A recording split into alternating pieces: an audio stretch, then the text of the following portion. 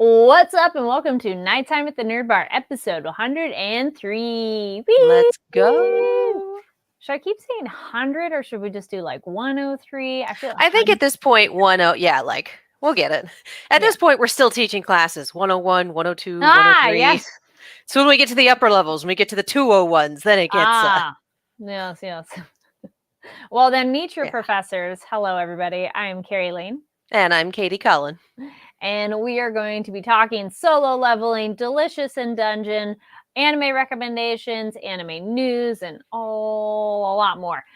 So stay tuned for all of that. We have a live chat going. So if you're watching live, join us in the live chat. And if you're watching later, no worries, comment down below. So let's get into it. Looking at the chat, we got Geeky Derek goes, howdy humans. Hello, howdy. Hello, human. And then we'll get right into things we are excited about. So this is kind of like newsy stuff. And something I know we're all very excited about is Spy Family. Woo! So that one, the big news is there's release of the English dub trailer, Spy Family, Family Code White, along with additional international theatrical release dates. Were announced, and scrolling through. I'm getting okay. So it's starting internationally April 17th in France and Switzerland, and then all the way down to April 26th in Bulgaria, Ecuador, Finland, Iceland, Norway, Sweden, and Venezuela. I love the anime around the world. Yeah. I was watching anime around the world. I'm like, yes. For our US viewers, I believe we get it on the 19th. Yes. Yep. Indeed. In the United States here. So it starts off in April, and there is, both. It will be available in both Japanese with English subtitles and dubbed in English. So just check your theater of which one and make your choice. Both are fantastic, and we all know and love Spy Family. So. And again, we always say this every time anime comes out to a theater. If you're comfortable going to a theater to watch a movie, definitely go. It's always a fun experience to do it with your fellow fans. Yes. Looking over in the chat real quick again. Untitled on Purpose says hi, hello, and love Spy Family. Yes. Yes. You're in good company. We do too. Yes. Excellent taste. All right. And Katie. Speaking of things we love and celebrations, Crunchyroll to produce celebration of anime pioneer Studio Bones and its 25th anniversary with 4-part documentary series. Studio Bones has been around for 25 years, you guys. The documentary, released in celebration of new series from Bones, released in celebration of the new series from Bones, Metallic Rouge, will debut on Crunchyroll globally on February 13th. So tomorrow, if you want to see this 4-part docuseries about Studio Bones, that is dropping on Crunchyroll tomorrow with the release of Metallic Rouge. So you have the docuseries, you have the nonfiction, and then you can roll into the new show. Looks like a very good time. So, Bones 25 Dreaming Forward explores the creation of Studio Bones and its most legendary series. From its high-quality adaptation of beloved manga series to unique and original animated series, this anime storyteller's history has enthralled fans of the long-standing studio. The series was shot entirely in Japan and includes 4 parts: the history of Bones, style and originality, successful adaptation, and Metallic Rouge, the future of Bones. So, keep an eye out. Definitely look for that, tomorrow. If you're planning on staying in for Mardi Gras, maybe this can be your celebration. And have a good time.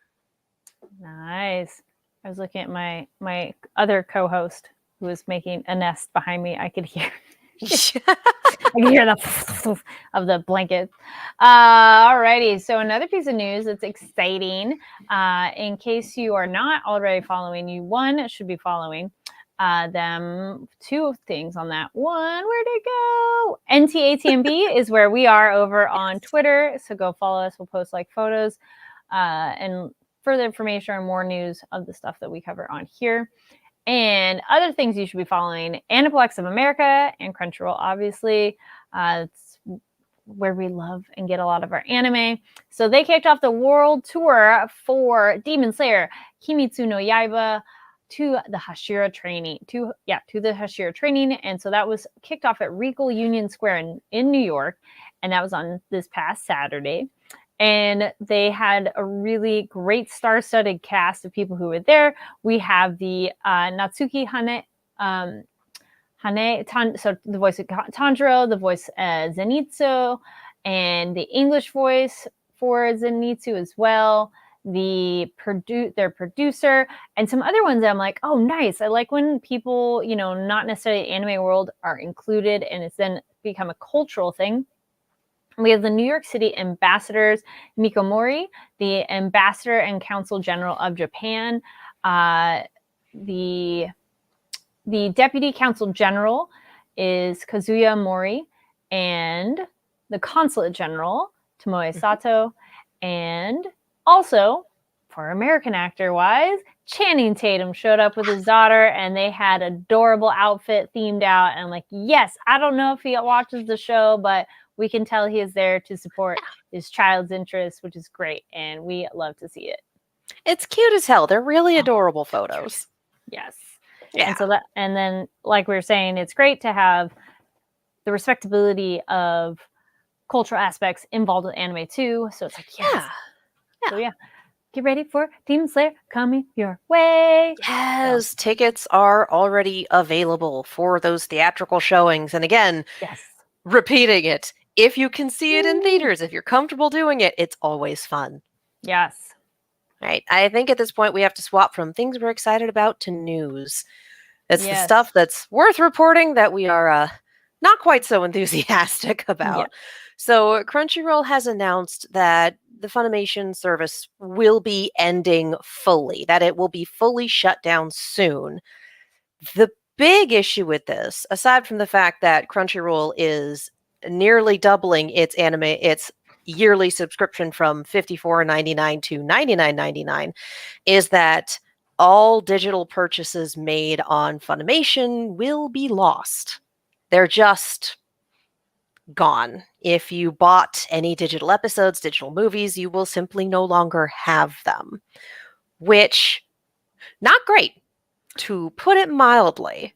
I wonder though if there's a way for anybody, because that's a case where I would say absolutely they should be allowed to burn a DVD copy of it, because you paid for it. Like, that's the whole point. Yes. Like, this is why we want the subscriptions. You're paying for it, you're getting it legally. So if you've paid for a show or a movie, you absolutely should be allowed to keep it. So this is definitely super shady, and I hope those people are getting a heads up that they can prepare a digital library in some way, shape, or form, or a digital download of something. It doesn't sound like it. The canned PR response seems to be, sorry, folks. Which, this is for not one. A good look. For one, that's why I will always advocate for owning a physical copy, and for another, it is a terrible look. I don't know if this is an Elation decision or a Sony decision, because do not forget that Funimation Crunchyroll is owned by Sony Entertainment. Like, that is the parent company. That is where the buck stops. Mm-hmm. So, we don't know who specifically was responsible for this decision. We do know it's not a good one. Yeah. So it feels super sketch and shady. Like, what? Why? I get canceling it. Like, fine, all right, and even changing subscription prices. We've gotten used to it. Sadly, it's a big hike. Yeah. Big hike. But getting rid of a digital library that you have purchased. To me, my hypothesis, as it were, is that Crunchyroll's UI doesn't support it. Which, okay, Crunchyroll's UI doesn't support a lot of things that it should. I mean, we've talked about it on this show before. It does a lot, but there's a few accessibility and otherwise features where it just falls flat. So it's entirely possible that they do not have that built into their UI, and rather than try to build it into their UI and support it, they have decided to cut their losses and make them everyone else's losses, which to me really does sound like a business decision. It may not have gone all the way to the execs, but it sounds like a decision that someone who is maybe a little more detached from the target audience might make. Regardless. if you are one of those affected, let us know how you feel about the situation. I would love to know. Hear back from the fans who are in this predicament. I'm all this side. I have physical copies of anime over here. Demo. Yeah, if I really love it, I want the physical thing because there's. And I mean, fortunately nowadays it is easier to get physical copies of things and less expensive. Totally we have moved beyond $30 for a DVD with 3 episodes on it, which I definitely have more than one series comprised of that. Yes. But also, if we're going to push digital copies so much, then you shouldn't be able to take away a digital copy. Yeah. But we have things that are being pulled from streaming sites that are simply not available anywhere else. If it's a Netflix original and Netflix pulls it, it's gone. We've seen all of the stuff with Discovery, all of that, and David Zaslav, who is, I think, one of the most hated men in Hollywood right now. I believe the current point of contention is Coyote versus Acme. So it's just not great, you guys. So yes, I will definitely use this point to advocate for physical media, as it were. Yes. So my apologies to everyone affected, because that sucks. Yes. But let's pivot to something we do like, and does have stuff that sucks, though. Things that also suck. Serial killers and giant spiders. Yeah, the spiders. But this had some elements in it that just went, oh, I mean, this show has lots of moments where you're like, oh shit. But I'm jumping a little bit ahead in it, but I just was like, the murderous intent was what? That's really funny to me. That is so funny to me. As in terms of, again, looking at this as a video game, that is a very good debuff skill. That is your intimidation factor. That is your, okay, we can use this. And in much the same way that our do you know who my brother is guy had a skill that draws aggro. Like you do, it's real life for them, but we do have to step back and look at things in video game terms, especially for our protagonist. And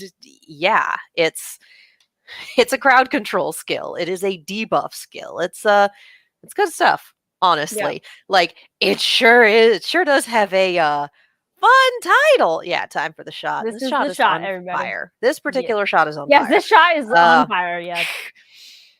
But yeah, it makes sense just in terms of game mechanics. Yes. But also, I definitely went back, rewound just to see what exactly it said. And also to see what exactly the pop-up quest said. Yes. Like the exact text before the 0 of 6 popped up. It's like, damn. Not quite a tangent, but my user interface customer complaint to Crunchyroll, rewinding is like nearly impossible. It's a rough one. If you rewind, you have to like exit the episode to come back in because it just stalls. Also, I don't know if anybody else is having this problem. When you go into the episode, it doesn't automatically go to English or like let you select it. So you have to like change the language right away when it starts. Is there at least a user I'm curious as to what you're watching it on, because it does behave on my Roku. It's on my Roku, yeah. When was the last time you turned that sucker off and on again? Quite often, because I use that plug to plug in my laptop then too. Fair. Man, but yeah, so rewinding to pause for those things were big deals, because it's like, you got to get ready, because I want to read all those. I agree. Yeah. I want to see all the stats. I want to see all the details. Side note, interesting. Also, thank you for sharing. Giga Derek says, I do have that problem, and on PS5. Interesting. I don't know. So yeah, Crunchyroll. Again, we were just talking about that Crunchyroll UI. Yes, rewinding has been broken on my Roku forever. Oh no, it only seems to be I'm the exception. I don't have any problem on any other streaming service. It's just on Crunchyroll, and it doesn't matter. But Solo Leveling, when these pop-ups happen, we want to read them because I love this world building and so much detail. But yeah, when you got that quest, also I'll say this is a little bit in that Dexter category that I'm like, oh yeah, fuck all of them. No, they're all murderers and they're ready to murder you multiple times. No. And I'm just watching this going, you could have played this off so easily. You could have just done, there was a collapse. We're so happy that you guys are alive. How did you Mhm. manage to? All right, let's mine as much as we can and all get out together. And people can get out with their suspicions. Yeah. But, instead it's, nope, let's double down. And you Yep. can be complicit because you're someone's trust fund kid. Like, Yeah. bruh, no, no, Nope. no. Oh my God. Yeah. Things we did not think through here. I do want to know who his brother is. Just the I whole, do you know who, like, I I don't think it's know. someone we haven't met then because we were kind Yeah. of thinking it was that one representative that we had seen of like the leading that one other hero guild thing. Yeah. But the way we saw that shadow dude at the end, I'm like, no, I think this is a brand new person. And this will probably be like a new like villain tracking down our hero, Yeah. probably. So that's kind of what I'm thinking. To say there's got to be something going on there. Yeah. Especially with the whole, the younger brother did, or no, the older brother is the one who just died.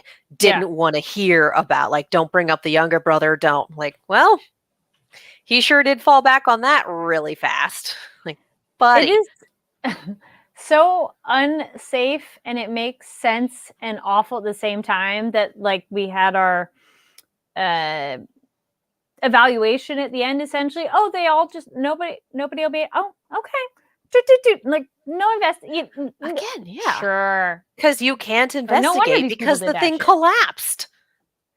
There's no corpse retrieval. There's no nothing. The damn thing collapsed. You can't get in there. That's true. But they don't even question you. They kind of go, "Oh yeah, sure." Nope.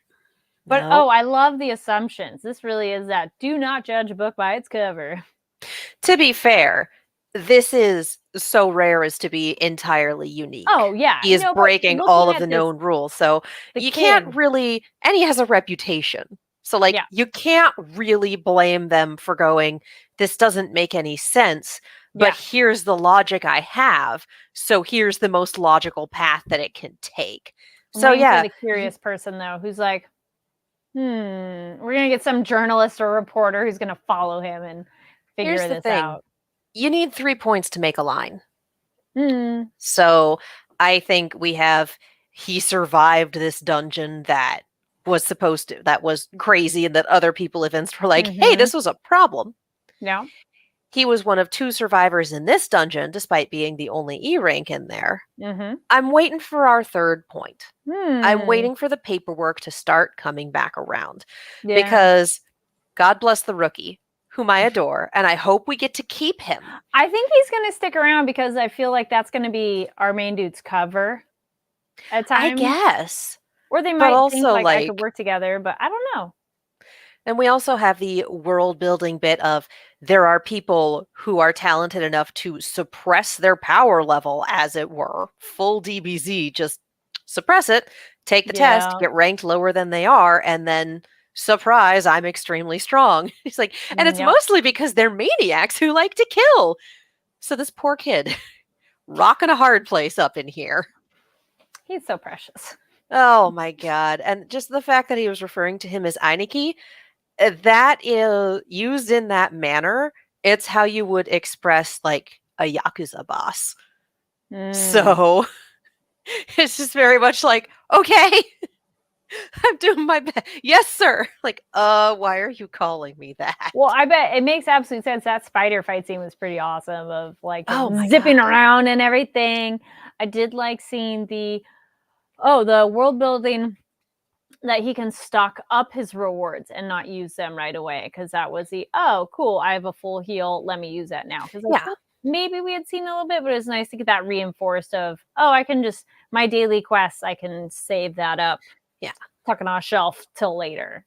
So Because last episode, it did show that we had that because, he jogged up to there and went, oh, you got your quest, but he didn't pick it before everyone else showed up. So my assumption is the window has just been open all this time could be and hanging somewhere in the peripheral and not needed until it was very much needed.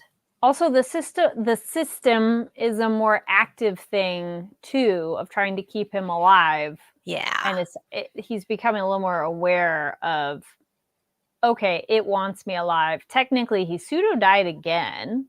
almost kind of, but No, he had nearly. It says your heart. Oh no, your heart will stop if you don't complete the quest. Yeah, which is very much they will kill you if you don't kill them. Yeah. It's like that's the consequence there. Yeah. But I do appreciate it's like, hey, emergency quest. They're gonna kill you, so maybe don't let that happen. And you get a bonus. Yay! I'll give you prizes for not dying. Like, Yeah. isn't that just life? Prizes for not dying. Okay. What's the prize? Tomorrow. Fair. So yeah, this my God. I do appreciate the system being versatile in that way. Mhm. I still very much hold to my theory that this is a game world and that there is someone on the other end of things doing some dance puppets dance. Like, Mhm. I don't think the system is autonomous. I think someone or something is running the system and that everything functions under the system, but that he's the only one who's aware of it. And he's the only one who can function in this specific way under the system because of that. Everyone else is NPCs. He is now a player. Giga goes when allied NPCs become targets. Man. Hey, if you play with friendly fire on, they're always targets whether you like it or not.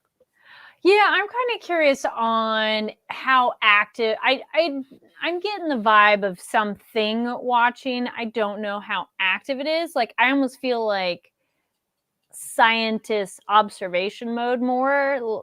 They're letting it happen and jotting notes and studying it, or this is a test to see what he does. So I feel that's like Fair. the other way that it could be too, is it's more okay, here's all the shit happening, let's see what the kid does and Fair. respond after. So question is how far we're going to keep going before we really learn what and if anything, but I bet we won't learn in this season. Oh no, it's gonna be a long ass time. I like sure. Our big old dude, our buff old dude. Yes, our chairman. He's great. And I say old respectfully, because I'm like, hot damn, hello, Silver Fox man. And you can learn from your senpai, because I like the other guy who's training with him. And I feel we're gonna get that chairman who's gonna come back into stuff because he's powerful. Oh yeah. Again, I am fully expecting the chairman. I am expecting Sun Jin-woo to join one of these guilds, to be pulled in for someone else to learn what is going on. And I am expecting the chairman to become something of a mentor figure. Because like, bruh, you need one. And Mr. Song has exited the narrative at this point, and we don't know if he'll be back. But goodness knows he might be able to see him and go, oh, you've changed. Oh, what's going on? Oh, you stayed in the thing and this happened? Let's get you to the chairman. Like, I can see him, because he was a mentor before all of this happened, becoming like, all right, let's get you along the next step. Let's get you someone else who can actually help you. Let's, because I don't think he's going to be operating solo like this for long. Giga Derek says, is our protagonist a beta tester? Well, beta testers are usually voluntary. I fully think that this is, again, it's a real world for them, but it's fictional for whoever built it or whoever's running the system. Or if this was a real world and then a story or a system glommed onto it. Okay. I don't know. I don't know. I'm very happy to play with metafiction on this one. It seems like there's an opportunity for it, depending on how the story goes.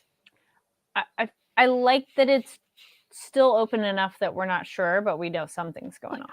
Oh, yeah. We also meet our ladies too. Yes, love them. Like, oh, who are new people? Okay, new people, and that we've seen them. So I'm hoping we see more of the other higher level hunters. Yeah. He volunteered to survive. Yeah.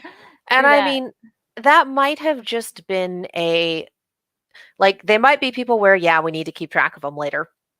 But it might also have been just a step back and have a little, a different look as it were, sort of scene, Mhm. because it's follow-up on the asking our other S-tier hunter to run an A-tier dungeon and give people some tutorial. Like, we're getting that. This is the follow-up to that. We're getting that from the point of view of one of the hunters there. Mhm. And we're also getting the conversations about this is what happens outside of guilds. You hear rumors.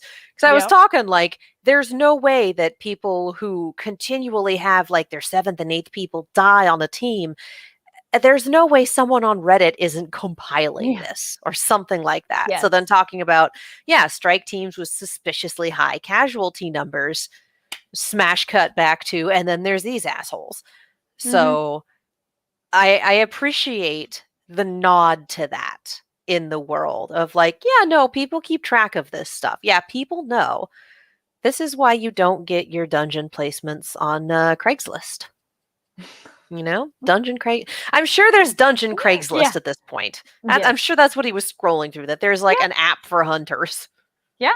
No, it totally makes sense of it. It's a job listing site thing too, so I buy it. Yeah. Anything else in this episode stood out to I you think the before our last next little one? bit I want to poke on is, I watched these with my roommate, and she's like, he's turning into Sans Undertale.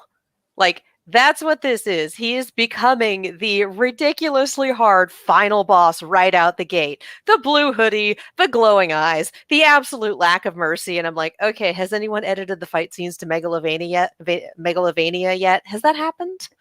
So, Well, okay. The dude who tried to kill you like 3 times asked for mercy. I think I would be like, no. Like, there's no question there. no, of course not. But fair, yes, he is But there's catapulting very just, quickly along his character development. yeah, no, it's we're going into Sans Undertale territory, and that is concerning. Concerning. Let's put it that way. Fair. But yeah. All right. And let's go to now we have our chaser. The chaser. Delicious in dungeon. Other things concerning is not telling your team information. I understand if there's a history. I understand if you got some issues. But this is a life or death situation. Generally, you're all going through this space together. You should inform your fellow comrades of like, hey guys, there's something going on. Yeah, the mimic. Yeah, the age thing is like, no, that one's doesn't matter. That's not relevant. That's not. But yeah, that doesn't. It's like, it's he funny, looks like though. a kid, and I'm like, he's obviously some type of halfling. Can we, y'all, come on. I do like that means our knight is younger than him. Yeah, very much. Oh, Laios is younger than him.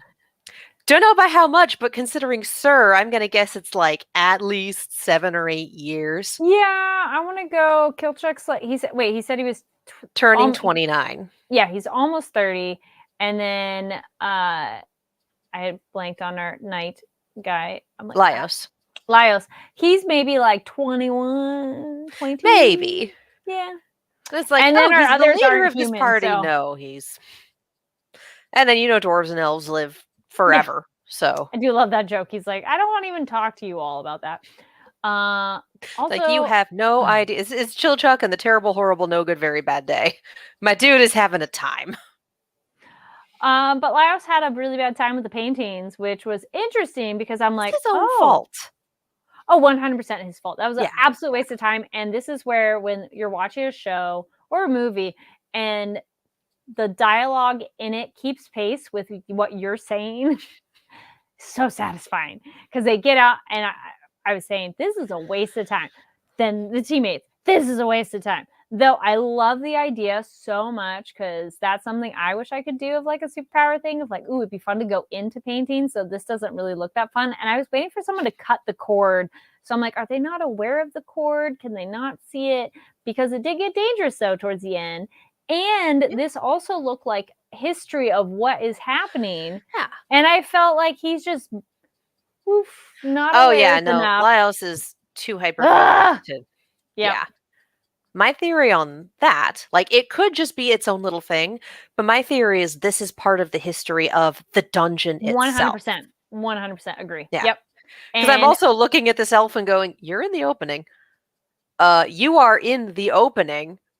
And also, if you look at their different appearances, like, again, elves being very long-lived and not subject to a Mhm. lot of change in terms of Mhm. aging, that last appearance at the coronation, Mhm. dark circles under their eyes, looking real haggard and real upset. It's like, okay, how far away was the coronation from the former king's death, and what has happened in the interim? Because you've got a story, and we're not sticking around for it, I guess. Yeah. Like that, and then again, the guy last episode who got just waxed by the bugs. I'm like, you are also in the opening.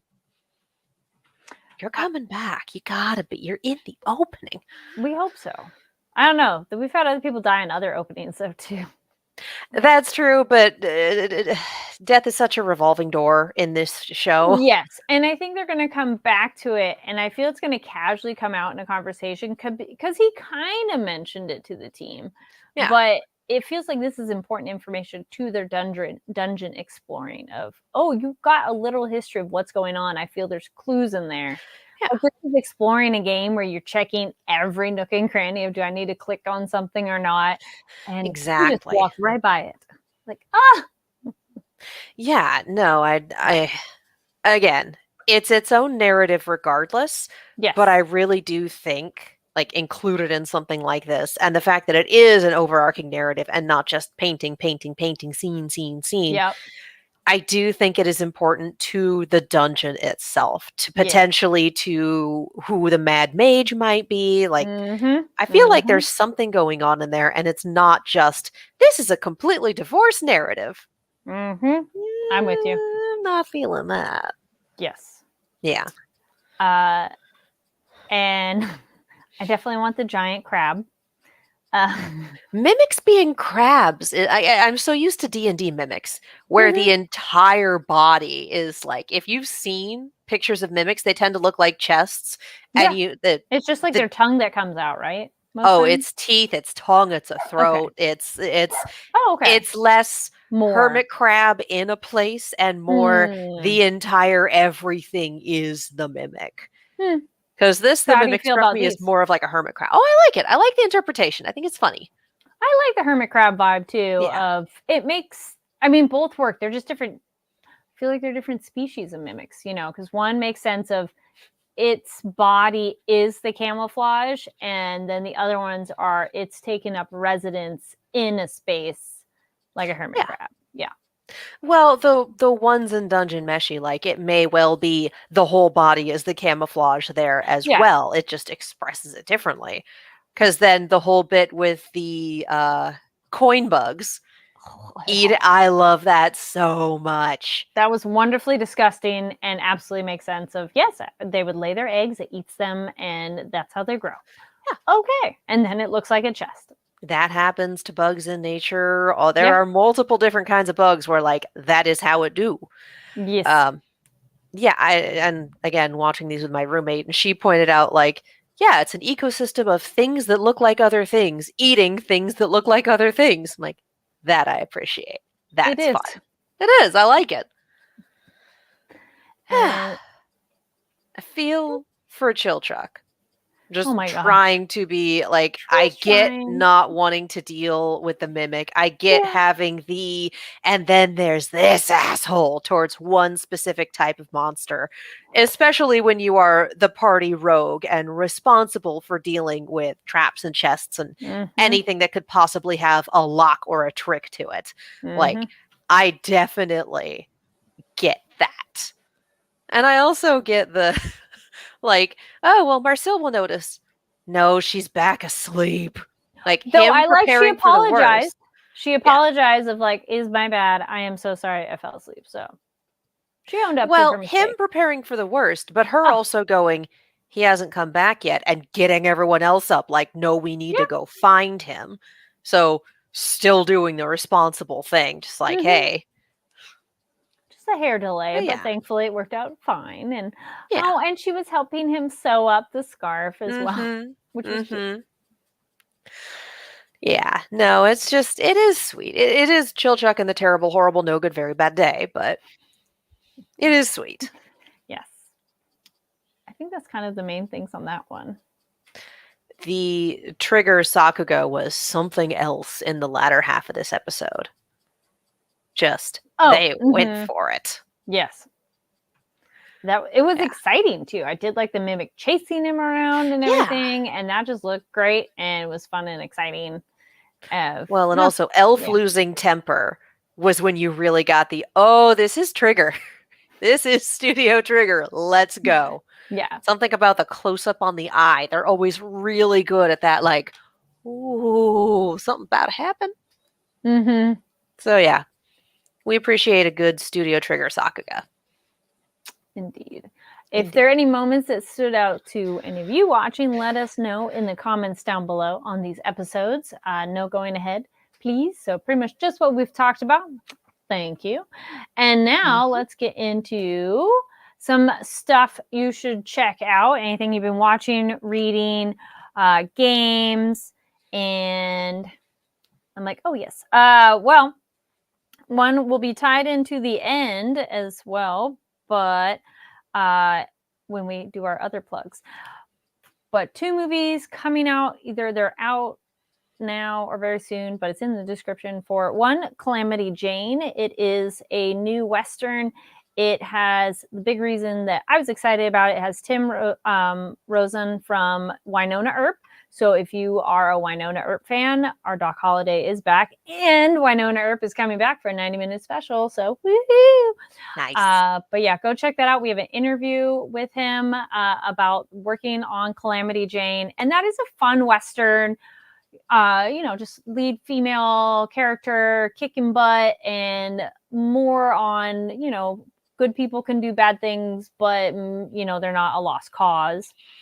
Another one that there'll be an interview coming out to, and be on lookout, Cell Phone. It's a horror movie of how cell phones essentially can be a bit creepy, and maybe they see stuff we don't see that's there or not. And I think that's it for now. Oh, another one, this will be much later in the year.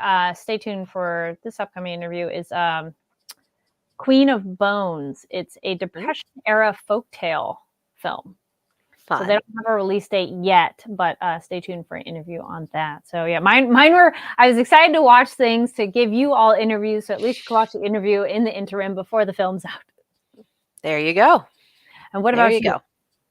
Caught up on Shangri-La Frontier. It's amazing. My God, this anime is so dang good.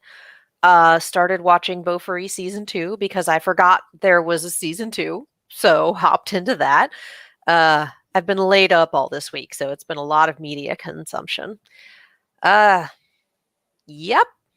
And just a ton of YouTube, as you do. Yes. Yep. I think that's all our exciting stuff for now. Yeah, I think so, yeah. Thank you, everybody, for tuning in and joining us this week. There we go. Katie, where can people find you online? You can follow me all over the social medias, as well as on YouTube and Twitch at Kiaxet. That is Kiaxet. I am also a co-host on Silver Screams with my roommate. That is our horror YouTube channel. We have a good time. All right. And you all can find me online at Carrie D Lane. That's Karidlane. And go check out, if you haven't already, the Saturn Award interviews we have here on the Fanversation channel. We talk to a lot of really cool celebrities. And if you are a geek nerd person or into film, you're going to recognize somebody. So you're going to go check out that playlist. Stay tuned. It should be up probably tonight. Then there's an interview we have with the English voice actor for Solo Leveling, Alex Lee, as well as the English ADR director, Caitlin Glass. So stay tuned. That interview will be up, as well as the Calamity Jane interview's up already. And also very soon, the Cell Phone interview should be up. So there's interviews coming along. Yay! Stay tuned to the channel. You're here on the Fanversation channel. Subscribe. Give this video a thumbs up. You can also find Fanversation on other social media platforms as well. We have other great previous interviews and event coverage too. And where is it? There we go. On Twitter, go follow us at NTATNB. And we will see you all next time. Thank you so much for tuning in.